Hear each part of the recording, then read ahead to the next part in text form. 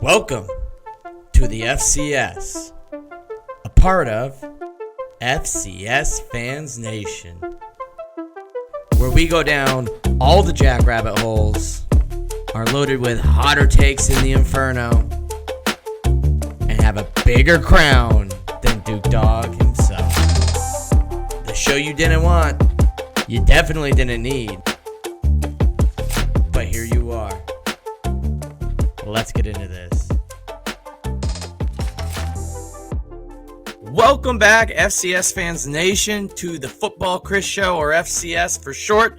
I am joined by Dustin Helton of the FCS Fans Nation community. Dustin, how are you? Chris, man, I'm doing great. How are you doing? Good. I had you on because I'm tired of people saying I'm crazy being high on the Lumberjacks of Texas, not the Lumberjacks from Arizona. So I had to feel less alone. No, I'm just kidding. We're talking some stuff that it's been kind of floating around for a while now, but it picked up some heat again as Herbstreit brought it to the attention of everybody.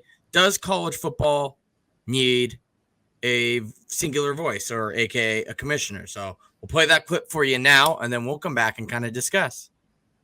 We just don't know where this is leading. There's a lot of speculation at this point, John, but to me, it's just another example. No matter where this leads, we need one voice in this sport. We need a commissioner. We need a Rodger Goodell that's not worried about the SEC or the Big Ten or the Pac-12 or what's left of the Big 12 or the ACC. He's worried about the entire country. And he's going to listen to all these conference commissioners, and then he's going to make a decision for what's best in the totality of this sport. Right now, I'm very concerned that it's fragmented. I'm very concerned that people are picking sides and are going against each other. And that's not going to, in the long run, that's not going to do anything that's good for the sport as a whole. And we got to learn how to work together, regardless of what's going on and what personal feelings you may have. What's your opinion over commissioner? Because I think eventually we'll go into like who would be good at it, what we should look for, but like just opening thoughts, like if this does move forward, what do you want to see from like a commissioner? Is this a good idea? Is it something that the NCAA should avoid? Does the NCAA even matter at this point? Well, I honestly think it's a great idea. I mean, the NCAA, as much as they don't admit it, it's a business, right?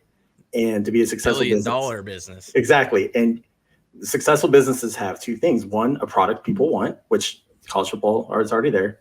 And two is very strong leadership at the top, which the NCAA doesn't necessarily have at any of the levels.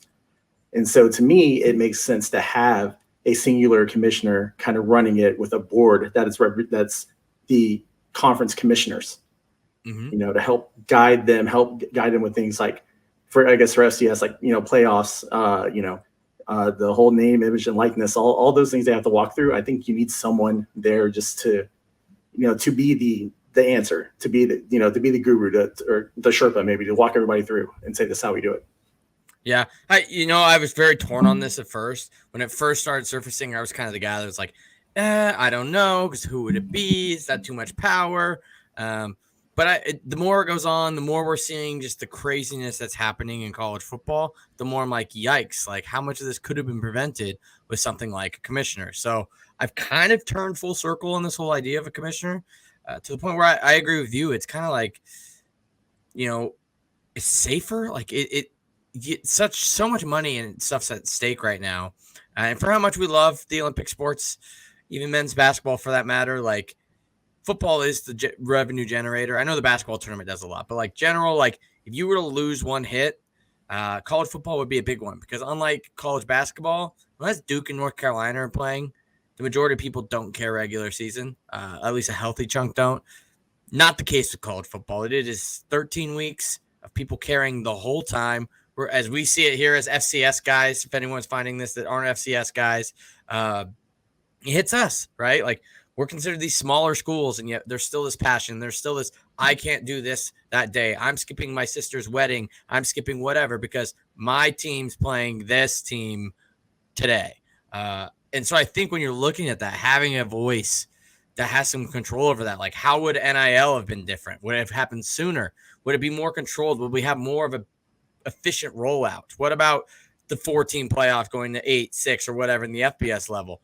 Does the FCS need some consolidating of conferences? Like, there's a lot that could probably be done at a college football singular stance. College football is big enough on its own where maybe Mark Emmert and the NCAA can handle men's basketball, track, swim, dive, rifle.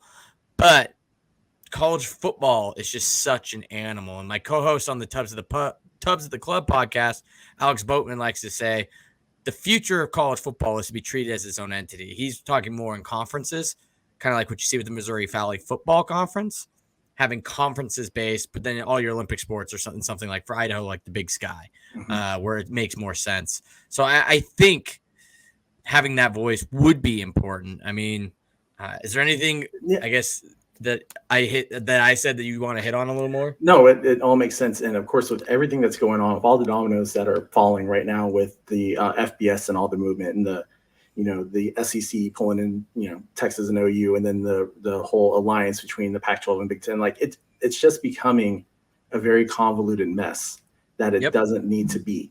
And of course, at that point, if you give those Power 4 conferences, in the event that the Big 12 just stops existing at this point, if you give those Power 4 conferences all the control at that level, then there's nothing left for the G5, right? Yep. There's nothing there for Conference USA. There's nothing there for even the AAC. There's just, there's all the money's going to go to those Power 4 schools. All the championship playing opportunities going to go to those Power 4 schools.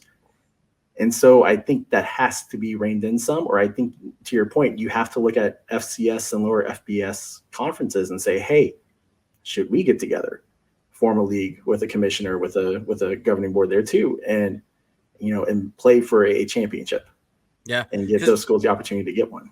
Yeah, because we kind of touched on this in the conference realignment episode of this, but it feels like we're going to a mega conference era. The Power 5 is going to be its own thing. Power 4, whatever. Basically, the top 40 programs in the country are going to pull away. So having somebody in charge of doing that realignment, like what is because people that think that this is only an FBS matter, I think just aren't thinking 2 steps ahead. They'd be amazing to play against in a chess game for a little bit of money, because this is going to trickle down to our level of football, whether it is North Dakota State getting picked off by somebody like the Mountain West, the AAC, or the MAC even. Like, I know North Dakota State fans are like, never the MAC, but, money talks. They'll take whoever will take them. Money freaking talks. Sorry, does the Missouri Valley have a deal with ESPN Plus or a television rights deal with ESPN? Because MAC has the latter. The MAC teams make money off their broadcasts. So money talks. That's all I'll say about that. But it's going to trickle down. It's going to affect the JMUs and just you're seeing it in Texas. Like, what is going to happen with Baylor and TCU? These are solid programs that might just get left out in the dust, right? Like, does that trickle down to the FCS level? Do they try to bring up some people and then pair up with SMU and make a new version of basically the Southwest Conference or whatever, So, like, there's so much that could happen. And it would be really, really nice to have one person really in charge of it. Obviously, just like the NFL or the NHL or the MLS or whatever, the team owners, or in this case, commissioners of leagues and presidents of schools and all these groups we already have, would be in this one person's ear. Their job is specifically to weigh all those opinions and do what's best for the collective, right? So you're going to have to find somebody, in my opinion, that doesn't just look out. Let's say the whole Power 5 breakoff doesn't go for this whole scenario, right? That's looking out for the Alabamas and Clemsons of the world as much as they're looking out for Colorado School of the Mines. Like, your job is to make sure everybody is successful, everybody's succeeding. We shouldn't have any more schools dropping, just like how NFL franchises don't just up and close their door like they do, I don't know, maybe in the English Premier League or English Soccer League and such, that don't have quite the same leadership structure. There's something to be said about the closed league system and having that voice and making sure everybody succeeds. It's a benefit for everybody. And I get that's a lot of power put in one person's hands. And for people like us that root for smaller teams in the big ocean of college football, it's scary to be like, well, who are we giving the power to? And what if it does backfire against us? But I'm starting to think this is a leap of faith that people need to start weighing as an actual necessary possibility, because otherwise we're just going to be getting picked off left and right when whatever happens above us It's going to trickle down. And next thing you know, we're just going to have a huge mess, kind of like what we did in 2014. I think most people will admit that conference realignment in the 2010s to 2014 messed a lot of stuff up. And it's led to a lot of the problems we're dealing with right now. End of the day, Texas and Oklahoma were not happy. They're in a league with West Virginia, but we brought in West Virginia. You're seeing teams in the Big Ten that aren't exactly thrilled that Maryland and Rutgers were added because they're going to bring in the D.C. and New York markets, and they don't do that because those teams don't pull there. But they were sold this idea, and now teams like Michigan and Ohio State are funneling money off to Maryland and Rutgers, who in this new Power 40 system probably get left behind as well.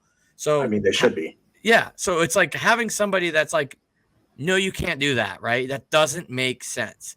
It doesn't make sense for West Virginia to be. When Boise State and San Diego State tried to make the move to the Big East, it just didn't make sense. It should have never happened in the first place. Having somebody there to be like, check that, no. Or if the reason is good enough and you've heard from enough conference commissioners and television folk and whatever, and you go, for the betterment of everybody, it makes sense for Maryland to be in the Big Ten, then make that move still. But I don't think that's the conclusion that would have happened if we had one person listening to more than just the Big Ten commissioner being sold by the Maryland president and AD, that they'll bring in lots of money by DC, and they have one, fraternity brother who works at ESPN in mid-management that said, oh, yeah, you guys will get a really good television deal that doesn't quite fall through. Yeah. But So thinking about this, though, because you said something and triggered it, would it make more sense? I know I said have a commissioner and then like the board of governors also be the conference commissioner, right? Mm-hmm. But would it make more sense to maybe have one individual who's overall in charge of NCAA football from FBS down to D3, and even right? And then at each level have a sub commissioner who they work as a board of directors to make sure that every tier gets the support that they need, whether it's working out TV rights, money, etc. Mm-hmm. I think that's one of those things that will have to be weighed. And once again, I don't know if the NCAA has anything to do with this here soon. So it's hard to kind of like throw like, well, the NCAA, Mark Emmert should be on this, but we don't know if the NCAA is going to exist in 10 years, it seems. So the only thing I would say is like trying to keep this as less bureaucratic as possible. Try to keep as many, the more people you add, yes, the more controls you put in place, the slower decisions are able to be made. Let's say the FCS does want to add like West Texas A&M to the WAC, right? Like, let's say that's something that wants to be done. Well, now the FCS commissioner has to listen to all the conferences who are also listening to all the presidents and ADs, who then they have to go sell it to the college football commissioner. Like, then I think like you're creating that weird bureaucratic thing where like it gets stuck at middle management. Kind of like that ESPN deal with Maryland that I've fictitiously made up, right? It's just kind of hard though, because you have to, you don't want too much of that, but you need some sort of control, right? Because right now the way it's being ran, it's not working. Yep. It's basically putting a bigger gap between I don't want to say the haves and the have-nots because it's not really that case, but it's a big gap between the Alabamas and the Clemsons and the Texas of the world versus the Montanas, SFAs, Sams, Idahos of the world. Yeah, exactly. I mean, it's no secret. I don't have the numbers in front of me, but I hate throwing NDSU under the bus here. NDSU probably has a smaller athletic budget than all of the MAC schools, or pretty dang close, right? And how good and how successful have they been? And that's just the fact of the matter is like there is something to be said about those schools that were there. Like James Madison compared to the Sun Belt right now, like a lot of those schools budgets are increasing. Yeah. And it's just like, how do you be a part of that? And that's where I'm a big proponent, and we're trying to refine some regionalization with like opponents. And I don't know, I'm not the commissioner, right?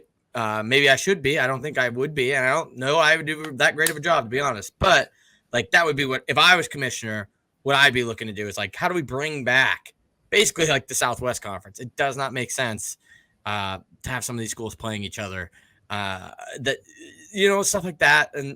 But I think what you were saying, I guess I was wondering, were you still saying, because I think I might have overshot this, you would have individual commissioners at each level and nobody up top, or there'd still be one person up top, and then like an FBS, FCS?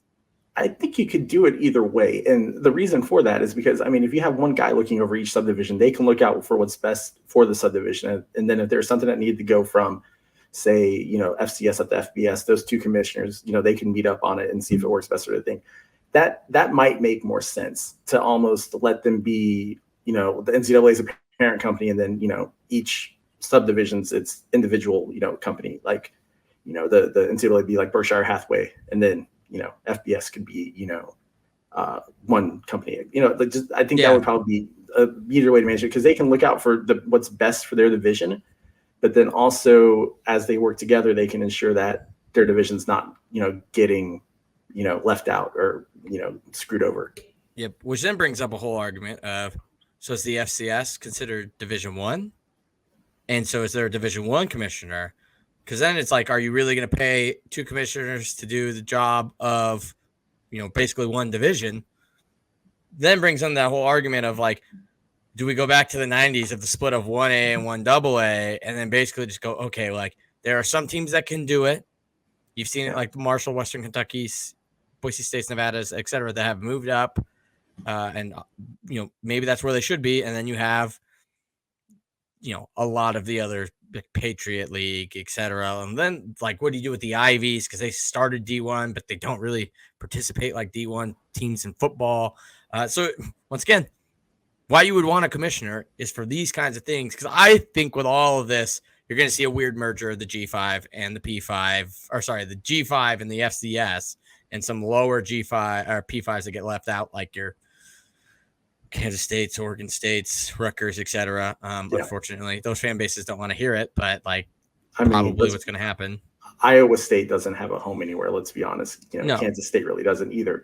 No, I mean, I think to your point, first of all, the 1A, 1AA split was just confusing to do. Like, it was just a bad way to do it. They probably should have never phrased it that way to begin with. And then switching the names to FCS and FBS doesn't really help either, because the layman fan thinks, especially here in Texas, they think SFA plays Division II football, and we don't. But in the state of Texas, it's almost viewed as Tier 3 football because, we're behind the Texases and the Houstons and stuff of, the state.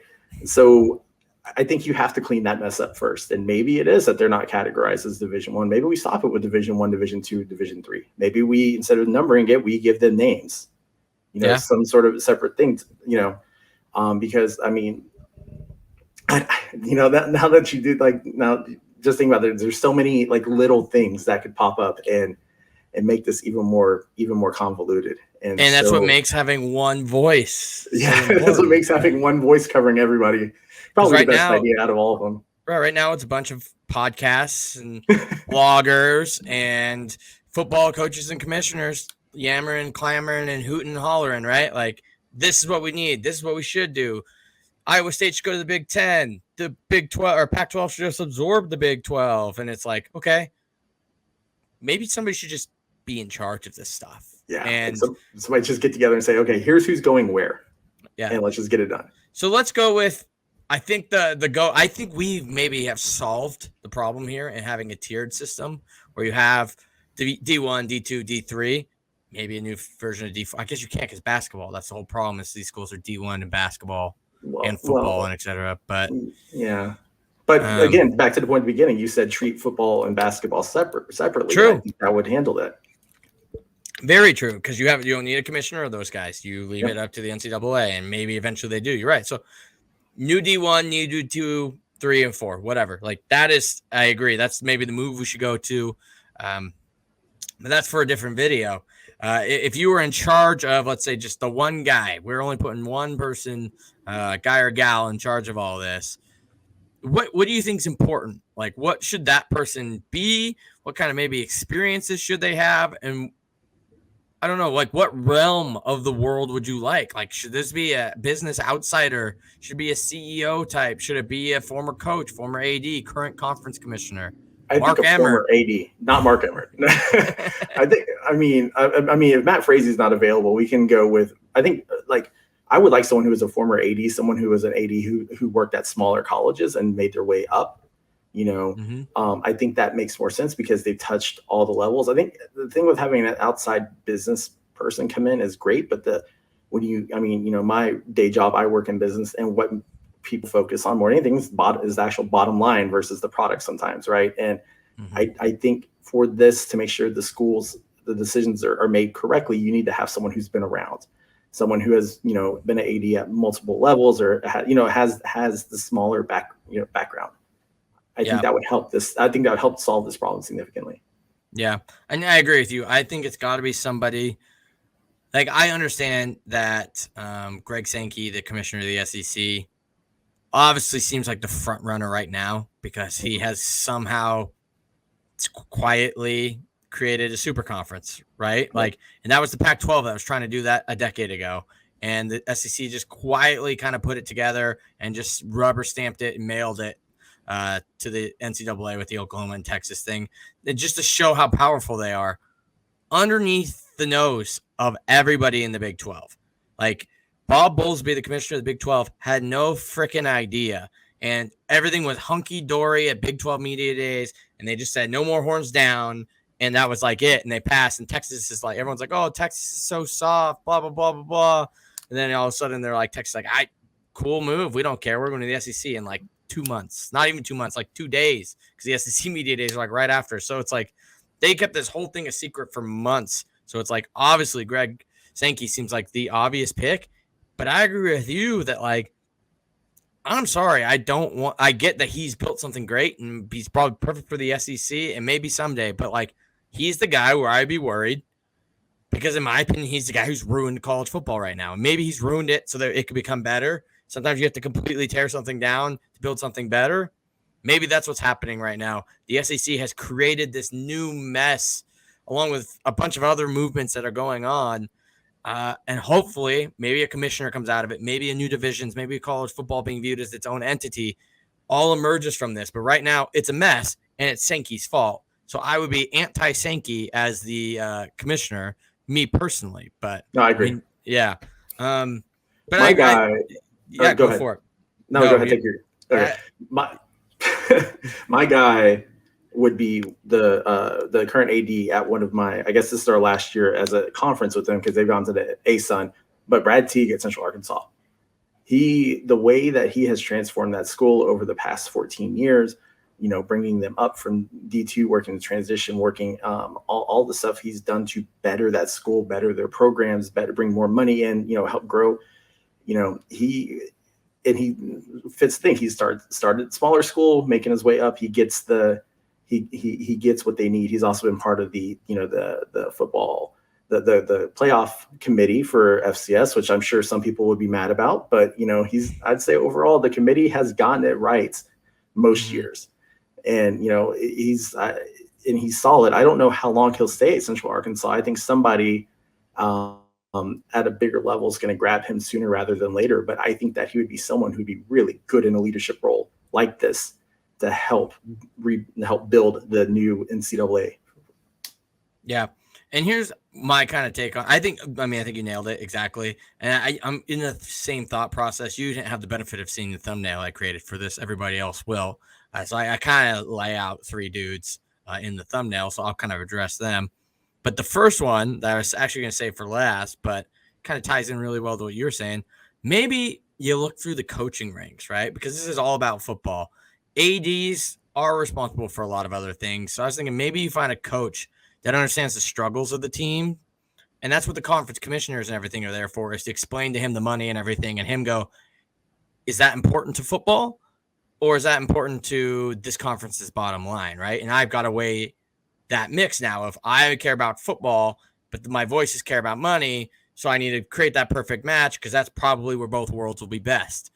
Craig Bull, I know he's coaching right now, so a little hard. It makes $1.5 million. I'm assuming the commissioner is going to make more than that. I don't remember what Rodger Goodell makes, but it's a lot. And the NCAA makes billions. So whatever Mark Emmert's doing, you can cut his salary in half, give it to this guy. But, a guy who's kind of been through it all, right? He started and has been around the Nebraska program at its power when Nebraska was a true blue blood of college football, winning national championships, the black shirts. He was a part of that kind of Cornhusker culture. I mean, he played there, right? He's born in Lincoln. He got to see all that. Then he takes on some North Dakota State jobs, works at Tulsa, kind of gets that. He's at North Dakota State when they're D2. He sees them transition to FCS. Now he's working as a head coach at a G5. I think he just kind of has that experience. No D3, but I mean, he saw D2. He saw the transition to FCS, how it can benefit a school. Some schools that probably couldn't handle it. I think he would be a really good person to like kind of weigh when making this decision. Is like, as if there was a coach that could do it, I think he would be a guy that would understand. Look, I was a part of one of the biggest football programs of all time at Nebraska, played there, an alumnus of there, loved it there. Now I coach at a smaller school. I was part of a school that was even smaller and then got a little bit bigger, but still smaller than where I am. Like, he's hit every repertoire of the pyramid, basically. And that's the kind of guy I'm like, as an FCS fan and a former low-tier FBS guy, I would feel safe putting my team's future in this guy's hands. I like that. I would agree. I didn't even think about coaches, but if you're thinking about a coach too, like similar, well, what about Willie Fritz, who's at Tulane? Yeah. Before Tulane, is that Sam? He coached at Central Missouri, I believe, before that. And before that, he coached at Blinn, which is a JUCO in Texas. Yeah. Like, he's hit, the same thing. He's hit all the levels. He understands, how to grow programs, because let's be honest, he really, gave Sam a shot, and helped him grow the first half of the 2010s. He was very successful at Central Missouri. I mean, and to your point, kind of like with Bull, like, he understands what money's needed. He would be, I think he'd fall into the same boat there as a good one to look at. And now he's at a G5 too, with being at Tulane. Yeah. So I think, I mean, nailed it. And that's where I'm thinking, like, if this is strictly football, if you're separating it from everything else, which is what I think we've come to that conclusion on this podcast. People haven't put that together. Like, that's the conclusion. Football should be treated as its own entity. Those are two guys that could do it. I have one last little coach, and then if you have another one, go for it. And then I've got another kind of off the wall, obvious one, but kills me to say this, but Chris Peterson, as a guy I actually despise a lot.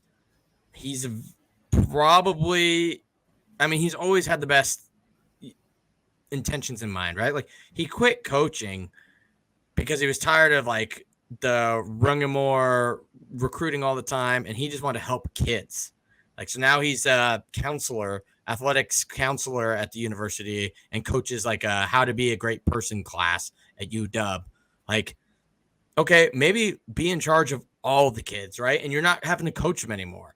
You're just making sure you're looking out for their best interests. And he seems like the type of guy that would love a position like this, where he could have a seminar with incoming freshmen and whatever. And, like they do in the NFL, where they all meet Rodger Goodell. And I could see him up there on like National Signing Day or at the U.S. Army All-American game when guys are putting on the hats, dabbing kids up. Like, I could see Peterson in that role. And he's a smart guy. Big Sky guy too. So maybe that's a little bit of it, but I don't know. I would, there's a guy who's not a big fan of Chris Peterson. That's how much I think that would work, if that makes sense. Like, people I don't know, I'm not a Chris Peterson fan if you didn't get it, but even I could admit that he would probably be very successful at this role. Yeah. No, that's a good one. That's a real good one, actually. Like, I know it pains you to say it, but it really is. And he's not coaching, so you don't have to convince him. Because, like, the initial thing is, like, what if Craig Bull gets this, right? Wyoming's like, WTF. Maybe they hire Vegan back. Then Montana State's like, WTF. So it's like taking a guy that's not already coaching, like Fritz too. It's like, okay, now you're not screwing a team to create this either. And you kind of set the precedent of maybe Chris Peterson does this for a little bit, and then he gets tired. And you know what? Never mind. I was about to say, and then like Nick Saban becomes available. While I think he would be good, I think he'd be really good. I think you're going to have a hard time finding people that trust him. That's going to be the issue. If you named Nick Saban, a lot of people are going to be like, nope. He has made too many enemies. Like, Auburn fans are going to say no. Michigan and Michigan State fans are going to say no. Clemson fans are going to say no. Georgia fans are going to say no. Like, it's just not going to happen. And I mean, you got anybody else before I? No, I want to hear your off the wall one, and then I've got an off the wall. But I want to hear what yours is first. Well, it's not really off the wall, but I think he's already politicking for it. Kirk Herbstreit. Let's say, kills me to say it, as he is my spirit animal. Lee Corso is not going to be able to do College Game Day forever. It also kills me to say it, it's probably my favorite show on television. When Lee Corso is not on College Game Day, that show immediately becomes a lot less fun to watch. At that point, you might look at that Fox show Big Noon Kickoff, right? Like, because they got Reggie Bush, they got Matt Leinart. And while I love Desmond Howard and I love Kirk Herbstreit, Fowler, Nestler, all those guys, can't think of his Reese Davis. At the end of the day, it's like, okay, like, but Reggie Bush and Matt Leinart are the younger dudes, you know, like they're more fun to listen to. Urban Meyer's gone, who's probably the person that most people didn't like on that show. Like, who knows who they're going to replace him with? Now you've got this idea where ESPN might not even have the best pregame show. So if you're Herbstreit, you look around and go, okay, I have a 25-year run or whatever he's on, like 30 years on this show. Obviously, him and Corso are close. Maybe he just calls it when Corso calls it, and he'd be the perfect guy for this role because he knows college football in and out. I do think he leans a little heavy into the power schools, not just conferences, but power schools.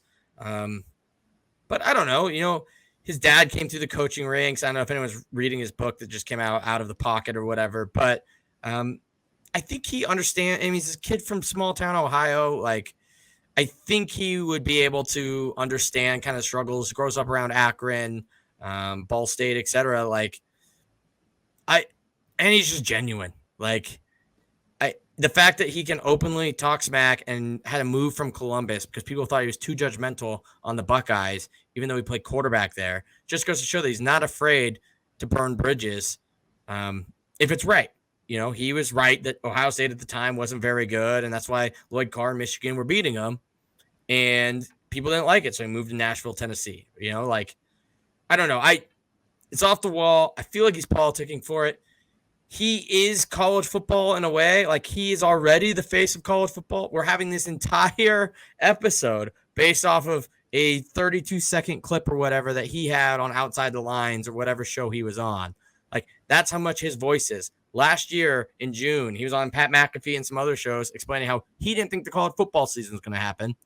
And that's whose voice everybody heard. Pollock and all those guys were saying the same thing. Greg McElroy, Booger McFarland, all of them. But when Herbstreit said it, it just resonated differently. So that's why I think, like, he already has that voice that's almost speaking for all of us already. Just give him the title, I guess, is my opinion. Yeah. See, I thought you were going to actually come with somebody off the wall, and you really didn't. You came with one that makes perfect sense. Mine's off the wall, but it kind of follows the same vein. And this is a graduate of the Mississippi Valley State University, and that'd be Jerry Rice. And someone like Jerry Rice, I mean, played college ball, played in the NFL, knows the business, right? Very savvy. Now, I'm not saying it has to be Jerry Rice specifically, but I think if you look at someone who has played and maybe played pro and maybe has some coaching experience, I don't want to say Dion because, I mean, he'd be an interesting commish, but I don't know if he'd be the right thing. But I think if you had someone too that followed down that path and understood the business and the whys of football, not just from a coaching standpoint, but for everything surrounding the game. Yeah. I think, that would be a good one. I mean, Herbstreit, you nailed it. Like, he should be offered the job because he's the voice of college football. But will he look out for the Rutgers of the world, or will he look out for the San Jose States or the, Incarnate Words or Western Floridas? Is he gonna, or is he gonna spend all his focus on Alabama, Ohio State, Michigan, Notre Dame, Clemson? Yeah. You have to make sure there's not any sort of, whoever's going to do the job. I mean, yes, you, just like with any business, you have your money-making products, but you have to look out for your entire product line. Yeah. And so he has to make sure he doesn't have tunnel vision in what he does for it to be a success. And so could Herbstreit do that? Probably. Yeah, and I think Herbstreit would be the easiest one for everyone to get their grasps around early. Even if he's just the initial guy. Like he said, almost George Washington's it, right? And he's just like, exactly. Look, I will do this for 4 years. I will get the ball rolling, and then I'm done. And then maybe that's what it is. Maybe we don't make it like the NFL commissioner because you grow to see it. People liked Rodger Goodell when he first came in, right? People like Bud Selig when he first came in. Like, people liked Adam. I think people still like Adam Silver, but like they weren't big David Stern fans. Like it turns eventually because you have to have term limits because you've had made so many decisions. And I guess maybe that's where the smart thing would be is like 4 years, 5 years, right? 5 years. You're basically seeing in modern day football, you're seeing an entire recruiting class because of redshirt rules and everything. You're basically overseeing one whole freshman. You basically can go look when the class of, let's say we started this next year, did the class of 22. So what would that be? When the high school class of 22 is college football in a better place today when they are graduating than it was when they came in. And you can be judged on that, you know? But I don't know. I think we nailed it. I think also I didn't really comment on your Jerry Rice. I like that, right? Played at a small school, played at an HBCU school, has gone and been so successful that most people have no idea that he did any of those things. So like most people probably think he played in Ohio State, of Florida State, of Florida, USC, but he didn't. He came from small roots at a small team that arguably is the worst team in all of the FCS and probably should be D2. But had its own share of struggles. That's actually a really good pick. Like if you were going to go former player, I love that. And honestly, you're like, or someone like that. I mean, I think he's the only one. If you were going to go former player, I'm not taking anybody from the FBS level. I guess like Herbstreit technically. Herbstreit can, but I mean, yeah. And Craig Bull, but yeah, current. They're known for being a player, right? Herbstreit's known as a TV analyst. Craig Bull's known as a coach. But yeah, I think we made some really good points. It's a little bit of a shorter episode, but I mean, do you have any kind of closing points on this? No, I think that your point about term limits of 5 years. I mean, I say you should always judge a coach by a 5 year term, right? So the chance that their freshman class gets to play through before you determine how successful they've been before you look at firing. Like I see where, you bring in a new coach and like the third year in, people are already screaming for him to get fired because they've been bad. Well, no, wait, because he's still getting his players in and see what he can do there. I think the term limits 5 years, great plan. I think Herbstreit would be the George Washington of this. Like I'm going to just stick, dip my toe in the water. Let's see how this goes. Yeah. And then if it doesn't work, you can find a way to make it work either by getting somebody else in or just revisiting and saying, hey, maybe this was just a failed plan, like the BCS system. So yeah, exactly. I feel after 5 years, we'd have an idea if this was trending in the right way or the wrong way. And if you put that term limit on it immediately, then it's like, okay, well, this isn't working. We still, because we haven't given all the power yet, right? Like there's still that, like, we will readdress as conference commissioners, presidents, ADs, et cetera, the NCAA, if they're still involved. After 5 years, we will all meet again and decide, did we like this? Was it successful? Should we make this permanent? And then how you choose the next one, right? Because I guess it's probably those board of director or conference commissioners and ADs or whole different discussion to be had on how you'd even have that. But I think we've come to the conclusion college football needs a commissioner. College football needs a commissioner. And we think that commissioner should be Herbie the Herbstreit, Kirky the Curbstreet, Kirk Herbstreit. Anyways, Dustin, thank you for joining me. I forgot to give you a how the heck are you at the beginning, so I'll give you a how the heck are you at the end. How the heck are you, and how can the people keep up with you, keep track of you, and interact with you? Oh, man, I'm great. Thanks for having me. So you can find me at the Rev SFA on Twitter for all, SFA biased content, although I try not to be too biased. But then I'm contributing to FCS Nation Radio. You had my boss, Kevin, on, I'll be covering the WAC, and I don't know about the Southland, but definitely the WAC for that. You can also see me making fun of, people on FCS Fans Nation whenever I can, like Jamie. So. Oh, yeah. Jamie hasn't been on yet, too. And now he's probably going to be next up. He's like, well, no, he's an admin now, so I'm sure I'm going to get banned. So yeah, wow. Yeah, I think it takes more than one admin vote to get banned. But plus, Jamie's pretty thick-skinned. I think you're all right. Yeah. No, anyways, he's a great guy. Yeah, right. Anyways, thanks for joining us, everybody. Like this video, share this video, subscribe to the channel. Welcome to the FCS Fans Network. We've got a bunch of stuff coming on here. You probably already noticed it. But the Football Chris Show may be coming to podcast form because I've been hit. I don't know if it's the same guy. I've been hit on the FCS Fans Nation page, on Twitter, on the YouTube comments, and now on Reddit that I joined today, the College Football FCS Reddit. And I don't know if it's one guy or if it's just four guys, but one person on each of those platforms has said you should do this in podcast form. And I'm like, are you the same person just hitting me on every single media channel? If you are, you're being heard, but putting in podcast form is not exactly free. So we'll see. I think it's going that way. But anyways, yeah, exactly. So like and subscribe it so it makes sense for me to do it. Anyways, thank you guys. I want to thank Dustin for joining us, and we'll see you in the next one.